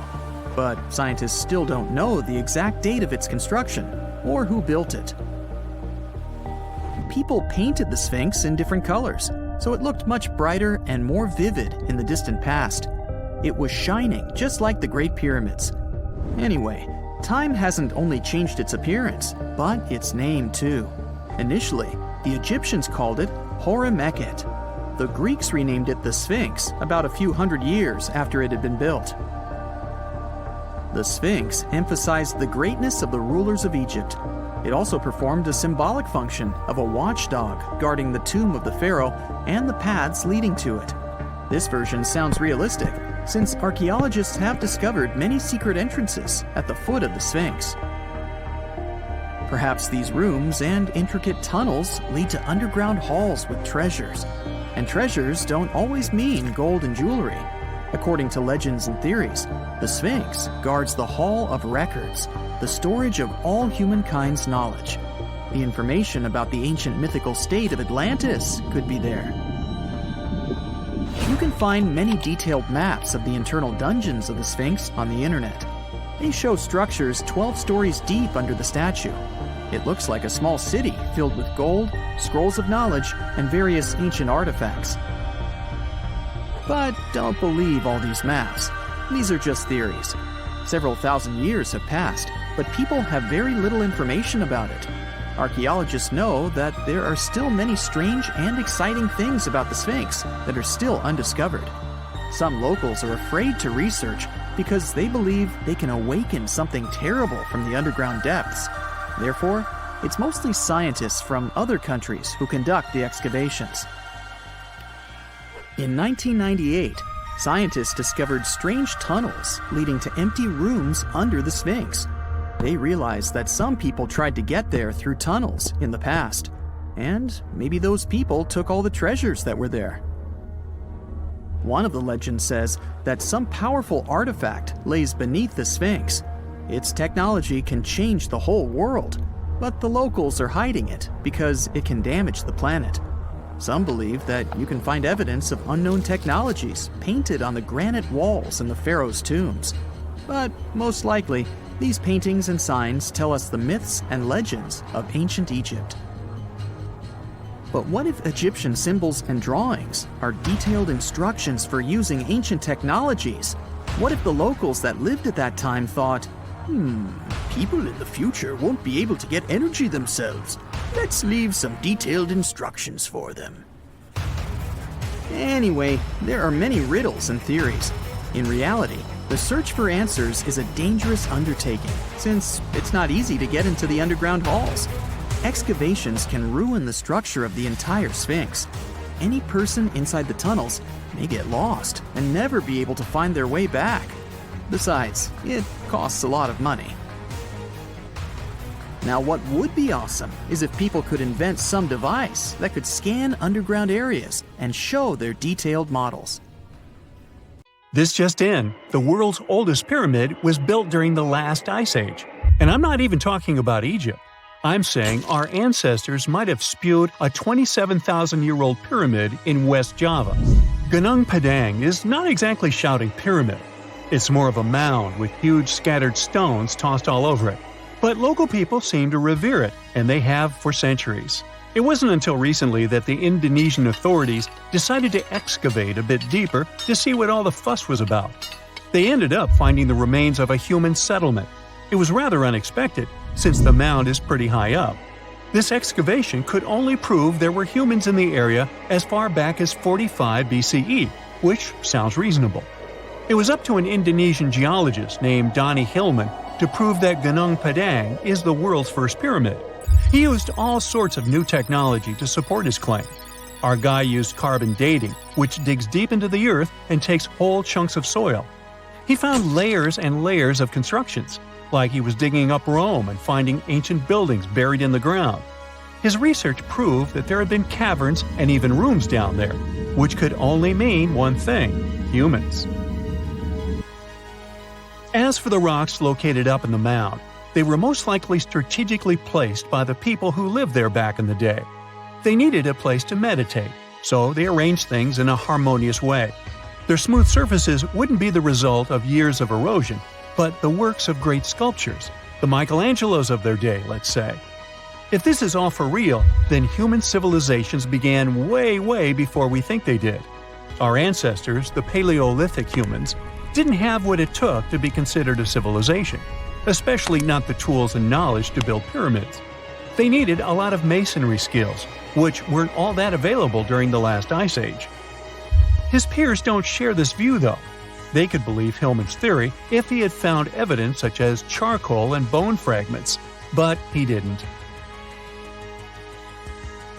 Flint Dibble, another archaeologist, says that without concrete evidence of human activity, there's no proof of an actual pyramid.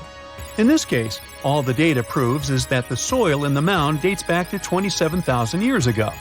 He thinks the rocks on top of the mound just slipped down the hill, like rocks normally do. Only a complex society would have managed to build a stepped pyramid like they claim it was. But according to Bill Farley, an American archaeologist, there's just no reason to believe there were any settlements in Indonesia during the last ice age. Now, just so you know, the oldest known ancient society with this kind of knowledge is probably 11,000 years old and used to occupy the region of modern-day Turkey.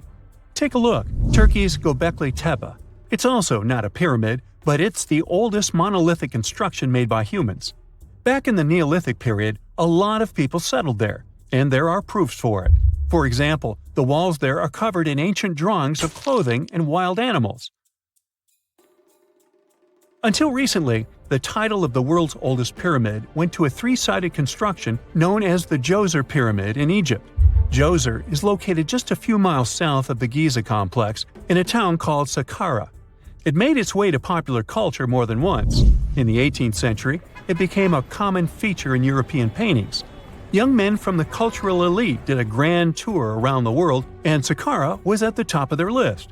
It was also featured in the video game Assassin's Creed, with a digital representation way more accurate than many historical drawings of the thing.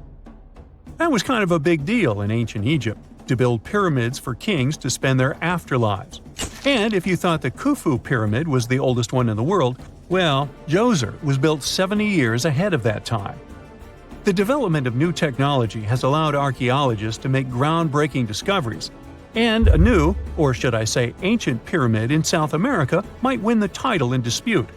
It turns out that pyramids were also pretty fashionable in the Americas in the old days.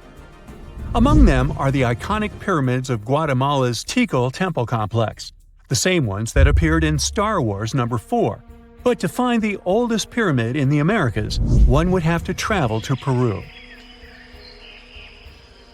Deep in the Peruvian desert, archaeologists stumbled upon a sprawling ancient metropolis known as Caral. At first, researchers believed that the settlement was pretty recent, since the site was way too complex for ancient technology to handle it. As we said, Caral is a desert town, like Las Vegas, but without all the hoopla. This means no easy access to water. And for cities like these to thrive, they need a considerable irrigation system, which leads us back to complex technologies. The Peruvians surprised us all with this new discovery. This site was huge, filled with an amphitheater, houses, and religious buildings. The whole thing probably sprawled through 370 acres. And when scientists went to test their initial hypothesis using radiocarbon dating, they found that the city probably sprung around 2027 BCE. On the site, archaeologists found 6 pyramids that could possibly predate the one in Saqqara. As far as they know, both civilizations coexisted in the same time period, in opposite parts of the world.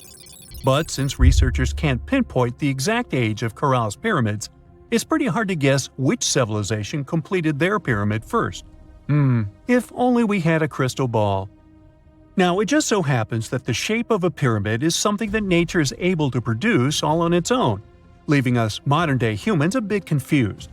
A classic example is the Japanese side of Yaonagani, which also goes by the name of Japan's Atlantis. The entire monument is about the size of 5 football fields and the height of a 5-story building. Explorers and scientists believe that Yaonagani dates back to 10,000 years ago. For Japan's top marine geologist, Professor Masaki Kimura, Yonaguni is the heritage of a lost civilization. Kimura has dived into exploring the ruins over 100 times over the past 10 years. To him, there are clear signs of human activity down there. Check out this triangular-shaped pool on the monument's surface. Kimura thinks it's actual proof of humans, because this triangle-shaped concave is a historical symbol of water fountains in the region. As it happens with a lot of these cases, not all scientists are convinced the same. For many, Yonaguni is probably the result of thousands of years of erosion, and the fact that the monument is composed of one massive rock leads them to believe it is not really human-made. Sure, these huge basalt columns may look like the ruins of a palace, but they're most likely the result of the intense volcanic activity in the region. And speaking of natural formations that really look like a human made it, a pyramid on Mars has been a hot topic lately. Humans have been keenly trying to prove that there is life on Mars for quite some time. But some are stretching it really far, saying that little green or gray people built a pyramid on the planet to try and build their own civilization. This picture was taken over a decade ago by the Mars Reconnaissance Orbiter, the MRO, but it started to resurface recently. It shows what looks like a three-sided pyramid.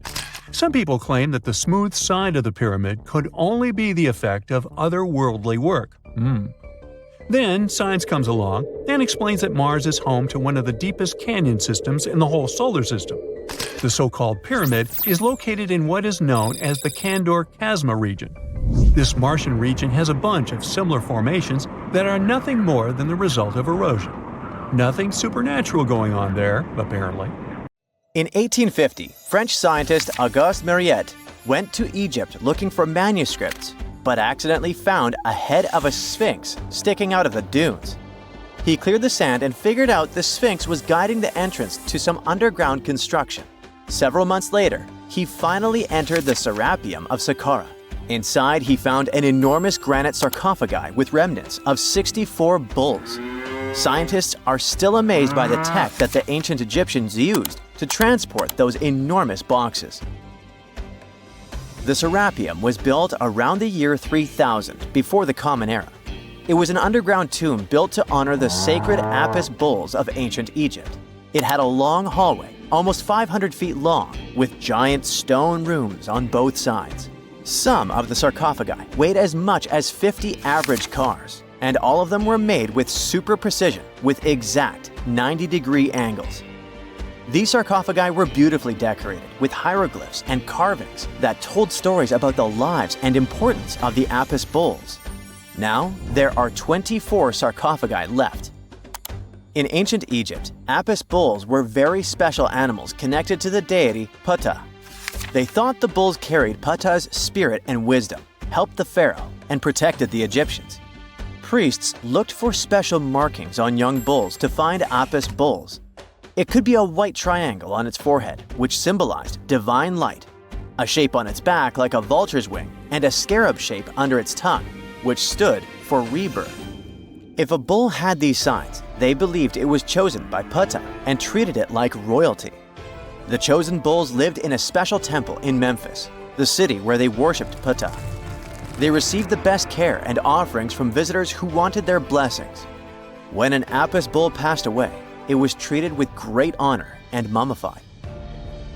When Mariette entered the Serapeum, he noticed traces of rollers on the gallery's floor and found 2 wooden horizontal winches.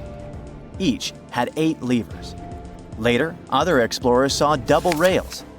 The burial chambers were lower than the hallway floor. To get the boxes into place, workers filled the chambers with sand so the sarcophagi could be rolled in straight. Then they slowly removed the sand to gently lower the boxes into perfectly cut spaces in the bedrock. A carved stone sign found in the Serapeum said it took 28 days to move just one sarcophagus and its lid into its spot during the time of Ptolemy II. The extreme precision of the sarcophagi with 90-degree angles also has an explanation. Ancient Egyptians wrote texts, or rather, papyrus, on geometry a long time ago. It shows that they knew the approximate number pi and could calculate the volume of a pyramid with its top cut off. If they could figure out complicated math like that back then, It makes sense that they could also carve perfectly flat surfaces 500 years later. All this sounds pretty legit, but some people think certain things don't add up here. The size of boxes is way larger than the size of bulls, yet they buried pharaohs in tiny coffins that barely fit their bodies. The sarcophagi are made out of granite with crazy precision, and they could have just used limestone, which would have made things way easier. The transportation of the boxes seems pretty simple, but only in theory. If one person could pull about 440 pounds, then at least 250 people would be needed to pull just one box. The tunnels in the Serapeum are really narrow, only about 2 feet wider than the boxes themselves. There's no way hundreds of people could have squeezed into those tight spaces to pull the boxes. And even if they did, how would they turn the box in the cramped corridor, lower it into its niche, and place it perfectly in the middle? Somehow, they did this 24 times, and every box is centered perfectly. Plus, the chambers were dusty, and there were no signs of soot from lamps. This means they must have worked in almost complete darkness. The real use of the boxes could also be different. A long time ago, even before the Egyptian pharaohs ruled, the local people already knew how to use fermentation. It happens when tiny organisms called yeast eat certain ingredients like starch and turn them into gas and ethanol. So someone in ancient Egypt probably put food like barley, bread, and even meat inside a giant stone box, then closed it tight with a heavy lid. These stone boxes, carved from granite, were so precisely made that they were almost completely sealed, so nothing could escape from it. As the yeast inside the box started working, it created more and more CO2 gas. It built up pressure inside the box. The granite boxes were incredibly strong. They could handle more pressure than a car tire can hold. When granite was squeezed under such pressure, its crystals produced a tiny electric charge. This effect was possible because granite contains quartz, a material that reacts to pressure this way. The process also needed meat or animal parts, possibly to help the yeast grow better. Meat contains something called oleic acid, which yeast needs to keep growing and to survive the bad effects of the ethanol it produces. As the pressure inside the box kept growing, the combination of gases and electricity made these boxes not just ancient fridges, but powerful energy systems. Over time, the pressure inside got so strong that it could push the lid open and the gas would escape with a pop. But when people rediscovered the Serapeum in 1850, they found old drawings that showed piles of stones stacked on top of some of the box lids. So, someone long ago probably tried to make the lids even heavier by adding extra weight to make it harder for the gas pressure to push them open. This extra weight also meant the quartz crystals in the granite could keep creating more electricity under all that pressure. If someone opened one of these stone boxes thousands of years later, they would only find bones from bulls that were placed in the box. And that's exactly what Mariette discovered in the 1850s. They opened the Serapeum for visitors soon after the first excavations in the second half of the 19th century. Prince of Wales even had a luncheon with his guests in one of the sarcophagi. Sands and earthquakes made the site inaccessible for a while, but now you can visit it again and try to solve the mystery yourself. With new tech, we could have answers to many other historical mysteries soon. A team of scientists at Chicago's Field Museum of Natural History recently used a special CT scanner to learn more about ancient Egyptian mummies without unwrapping them. They gently rolled 26 mummies on custom carts out to the parking lot, where the scanner was waiting. It took thousands of detailed X-ray pictures of each mummy and their coffins. When all the pictures were put together, they created 3D images that showed what was inside, the skeletons, and some artifacts. The scientists hope these images will help them understand ancient Egyptian burial practices from over 3,000 years ago. Even though the scanning process only took 4 days, it might take 3 years to study all the data. But scientists were able to learn some personal details about the mummies. One of the most popular mummified individuals at the museum, Lady Cheneta, was a woman who lived in ancient Egypt about 3,000 years ago. It looks like she passed away in her late 30s or early 40s. To make sure her body looked complete for the afterlife, embalmers put stuffing in her neck to keep it from collapsing. They also placed artificial eyes in her sockets, so she would have eyes in the next world. She was wrapped in fancy linen and placed in a beautifully decorated coffin. The scans revealed that it had been carefully crafted with a slit at the back, which embalmers used to fit the body. There were also some artistic details on the surface, like markings for her knees. It looks like her burial was on the scale of a high-end luxury car. We know that the ancient Egyptians were talented enough to build something as grand as the pyramids, but were they also smart enough to measure the speed of light? There's a theory circulating online that says exactly that. If you look at these two numbers, you'll see that they match completely. The first one is the speed of light in a vacuum measured in meters, and the second one is the latitude of the Great Pyramid of Giza. So, was it done on purpose, or is it just a coincidence? Well, happily, we can tell you that it's actually just a coincidence, not another conspiracy thingy. The Great Pyramid is just one of the many places in the world that share the same latitude. And more importantly, even if the ancient Egyptians had somehow measured the speed of light and chosen to keep it a secret from the rest of the world, they wouldn't have used meters to put it down. Meters were only defined at the end of the 18th century.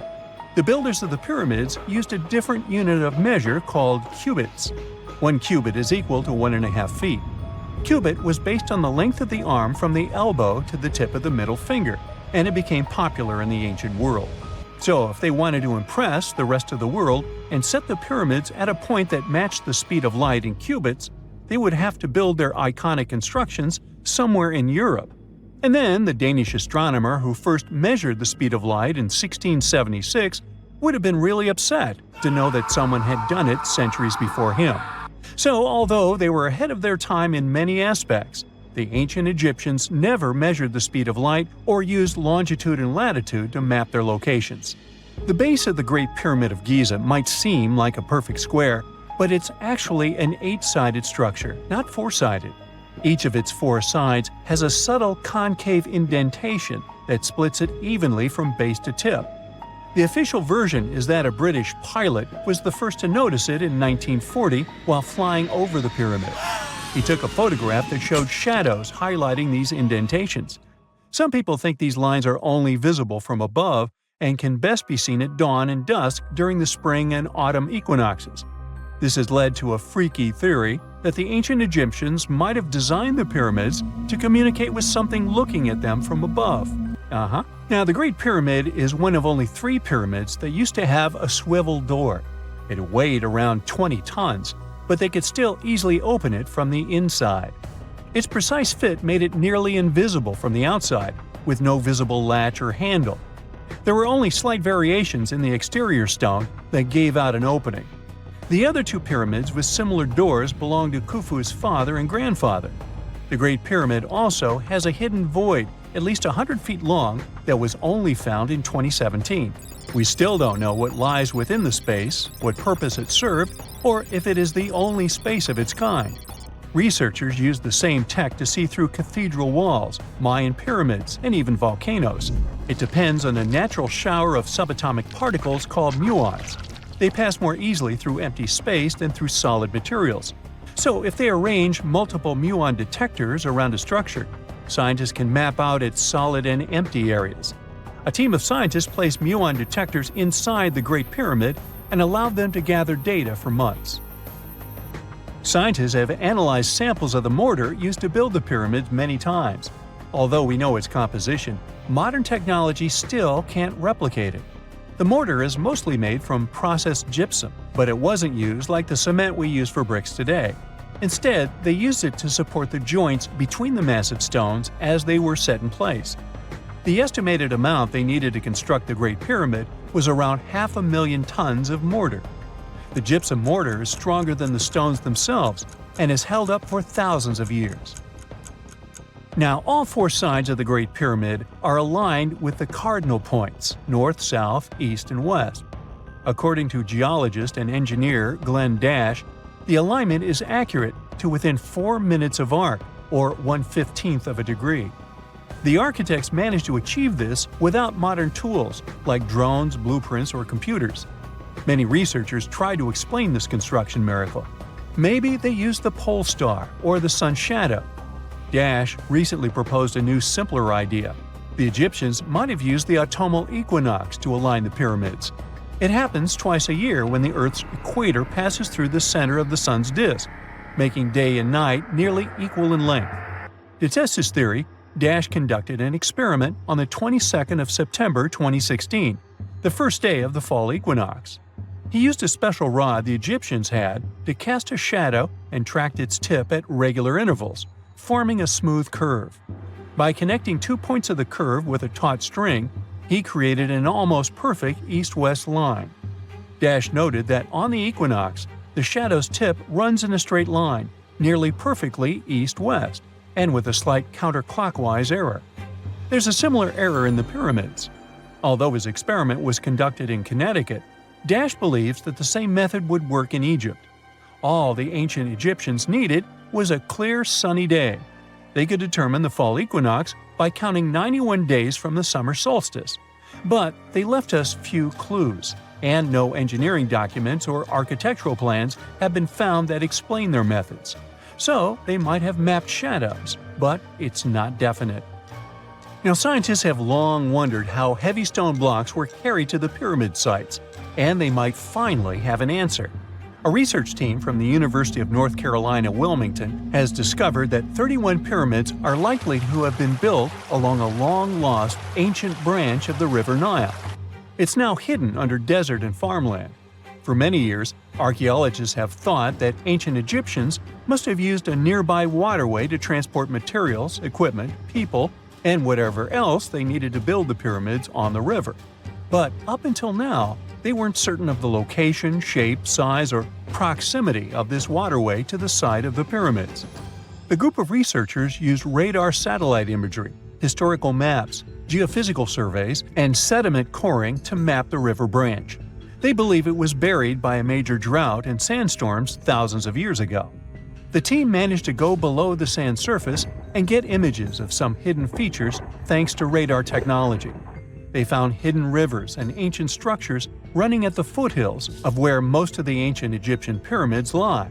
The discovery of this extinct river branch helps explain the high pyramid density between Giza and Lisht, in what is now an inhospitable area of the Sahara Desert. Now, Egypt isn't the only country with the most pyramids in the world. The champion's title here goes to its southern neighbor, Sudan. It has between 200 and 255 pyramids, compared to Egypt's measly 138. They were built by members of the Kingdom of Kush, an ancient civilization that ruled the lands along the Nile River many years ago.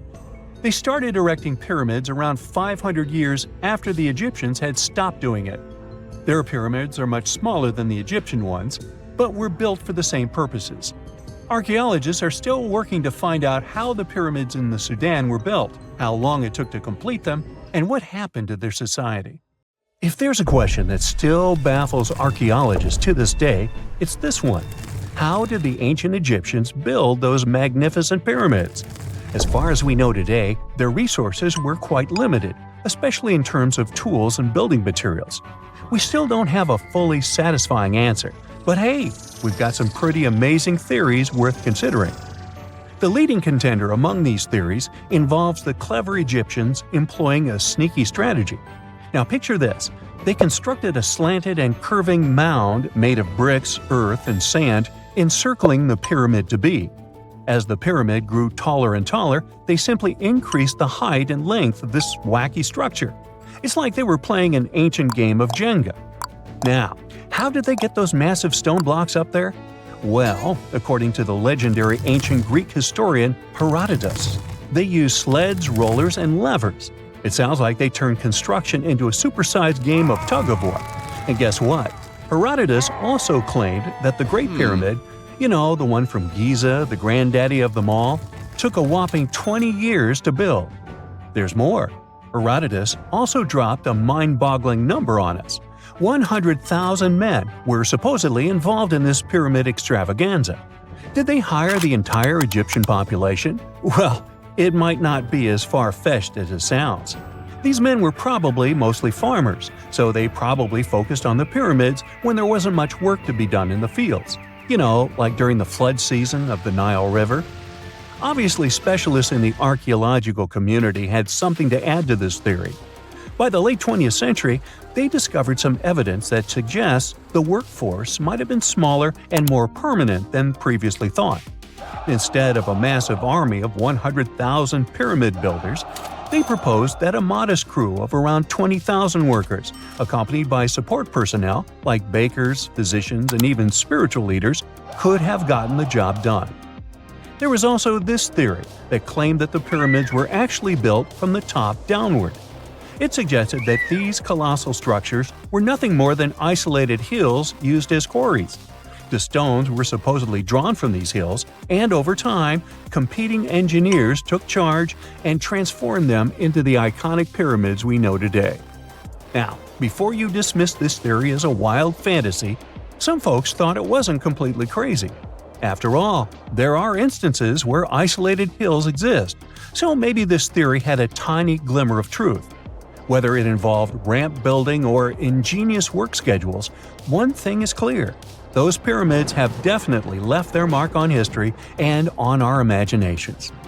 Now, speaking of ancient Egyptian mysteries, there's this gigantic unfinished obelisk sitting in ancient Egypt, and scientists are trying to figure out how it was shaped. Now, some people suggest that our industrious ancestors used handheld pounders to get the job done. One expert has a different take on the matter, though. He argues that if we take a closer look at the pattern left behind by the shaping tool, we'll notice something peculiar. The walls of the trenches surrounding the obelisk display a neat and even pattern, which is pretty unlikely if they were pounded away by mere mortal hands. According to this expert, those horizontal striations are usually the result of a tool that takes breaks while removing material, leaving its mark on the surface. But wait, there's more. Imagine the tool being rocked back and forth against the trench walls, clearing away the waste to keep the trench from narrowing. Well, in that case, the tool might have left some funky horizontal striations where it was pressed against the sidewall. This sounds like some fancy technology at play, don't you think? And guess what? The dynastic Egyptians probably didn't have access to that kind of know-how. Another famous Egyptologist from way back also uncovered a bunch of core drills during his adventures. Although the actual drill bits are missing, his collection houses these particular core remnants made of limestone, alabaster, and even granite. These constructions aren't the only amazing thing the ancient Egyptians left behind, though. As it turns out, the Egyptians were the genius minds behind the creation of the handheld mirror. Yeah, that little mirror you use every day to check yourself out. But here's the twist. These mirrors are like pieces of art. They were decorated with inscriptions and figures. But that's not all. The Egyptians had a serious concern with their appearance.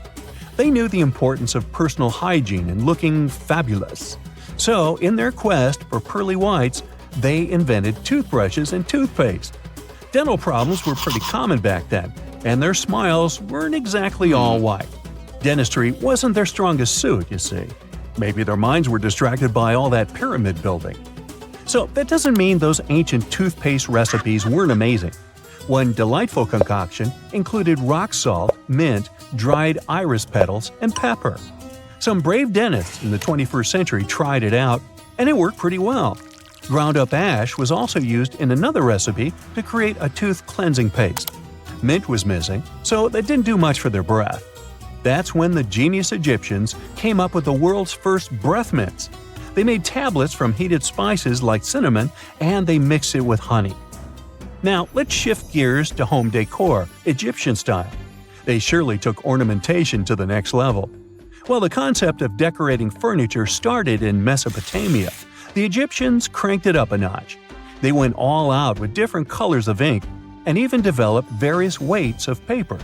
Oh, and let's not forget about those cute little area rugs we all have in our homes today. Guess who came up with the idea? Yep, the Egyptians. They used the versatile papyrus plant to make those cozy rugs. And speaking of trends, the Egyptians loved their knickknacks. They had an assortment of small figurines in the shapes of cats, dogs, and people. These statues were made from various materials, like simple sun-dried mud to the ultimate bling of gold. It all depended on how loaded you were. The Egyptians were also all about farming, and they knew that clean water was crucial for their crops and animals. That's why they came up with some nifty inventions and techniques to make sure their land was fertile and their plants were happy. First off, they had the genius idea of using ox-drawn plows. They had two types of plows, heavy and light. The heavy plow would strut its stuff, cutting deep furrows in the soil, while the lighter plow followed behind, fluffing up the earth. But they didn't stop there. After plowing, the Egyptians would break up clumps of soil and sow the rows with seeds. To give those seeds a good old squish into the furrows, they'd march their livestock across the field, effectively closing up the furrows. But hey, all that hard work would be pointless if their seeds were as dry as the Sahara. That's where irrigation comes into play.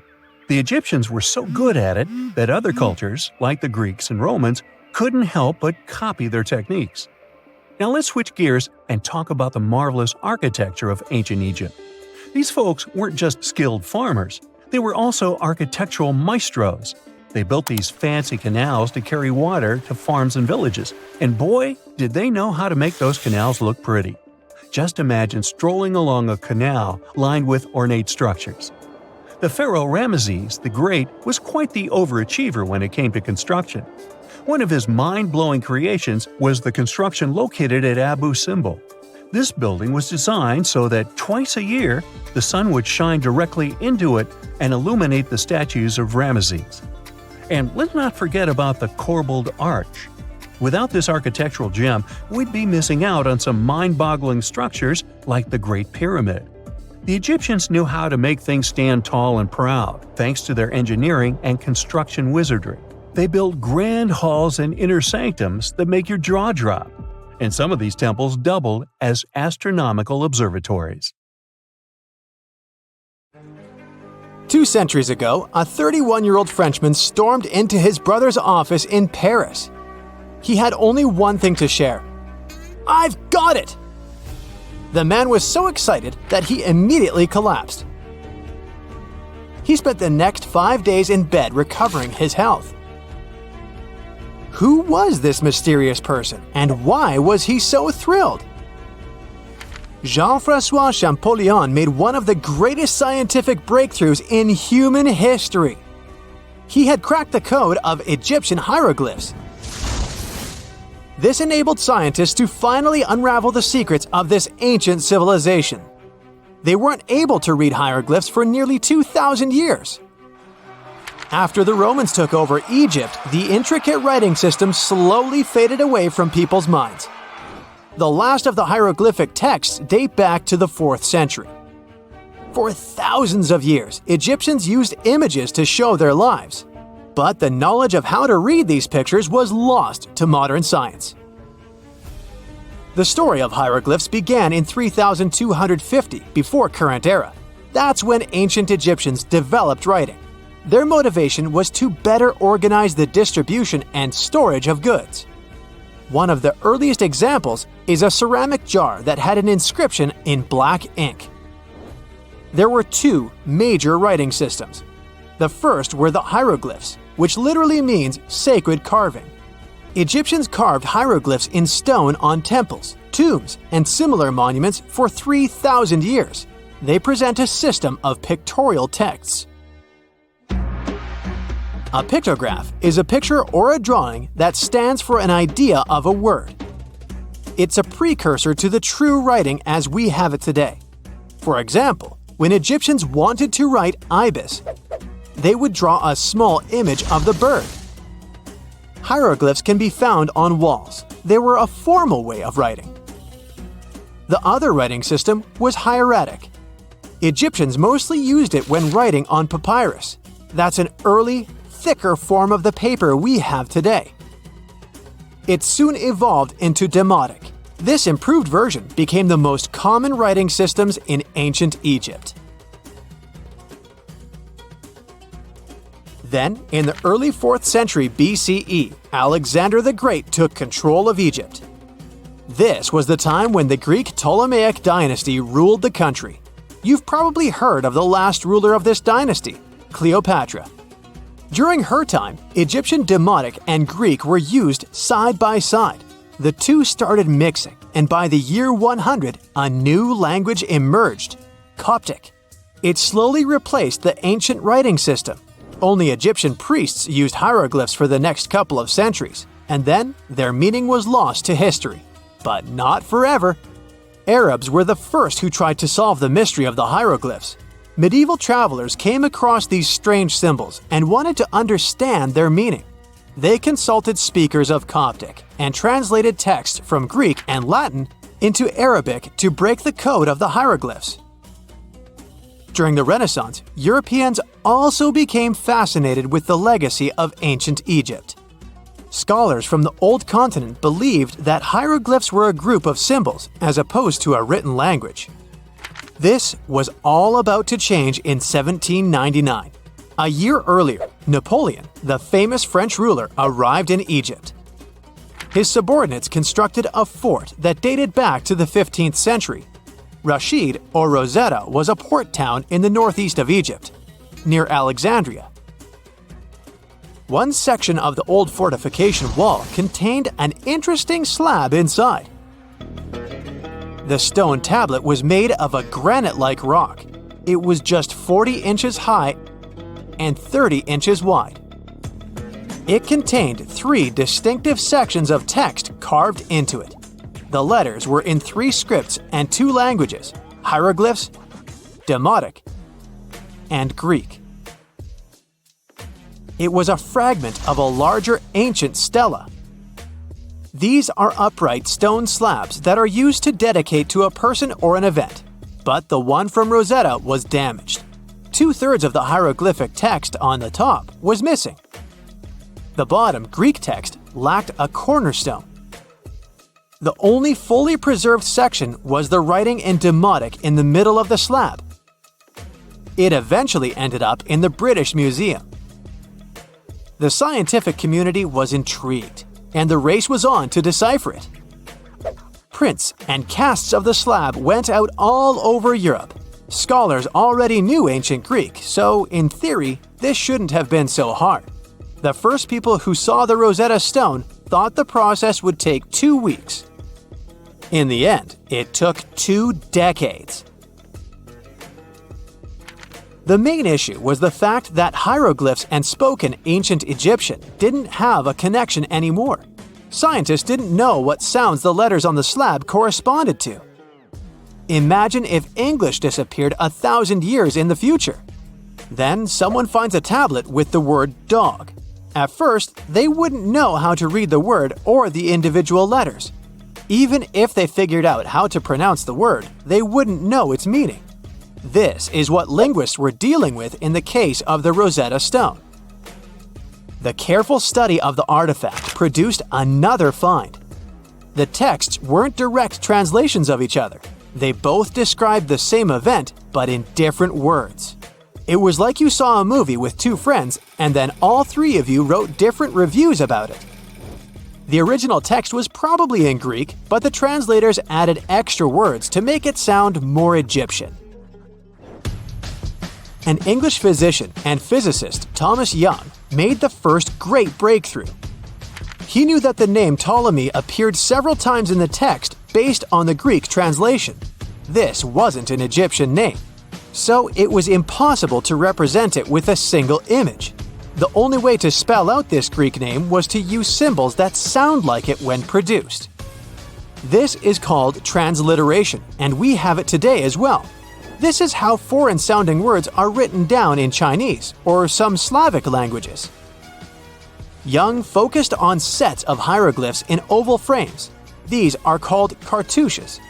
He experimented a bit but finally discovered that one of them read, Ptolemy the Great.